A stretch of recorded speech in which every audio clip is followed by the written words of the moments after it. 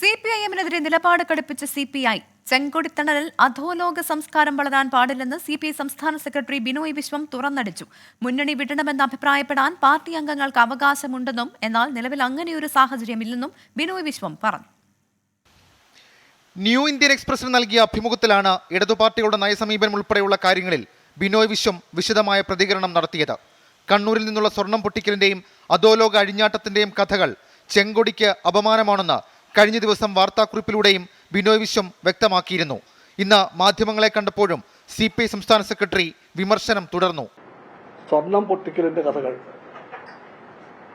അധോലോക അഴിഞ്ഞാട്ടങ്ങൾ, അത് ചെങ്കൊടിയുടെ മാർഗമല്ല. ചെങ്കൊടി അതിന്റെ പാർട്ടിയല്ല. കയ്യൂരിലും കരിവള്ളൂരിലും തില്ലങ്കേരിയിലും മുനിയൻകുന്നിലും കാവമ്പായിലും ഉഞ്ചികത്തും തെലങ്കാനയിലും തേബാകയിലും ശൂരനാട്ടും എല്ലാം ഒരുപാട് മനുഷ്യർ ചോരകെടുത്തുണ്ടാക്കിയ പാർട്ടിയാണ്. അവരുടെ ചോരയുടെ നിറമാണ് ചെങ്കൊടിക്കുള്ളത്. CPI മുന്നണി വിട്ട് UDFന്റെ ഭാഗമാകണമെന്ന അഭിപ്രായം ചില ജില്ലാ നേതൃയോഗങ്ങളിൽ ഉയർന്നിരുന്നു. പാർട്ടി അംഗങ്ങൾക്ക് അഭിപ്രായം പറയാൻ സ്വാതന്ത്ര്യമുണ്ടെങ്കിലും നിലപാട് തീരുമാനിക്കേണ്ടത് പാർട്ടി കോൺഗ്രസ് ആണെന്ന് ബിനോയ് വിശ്വം.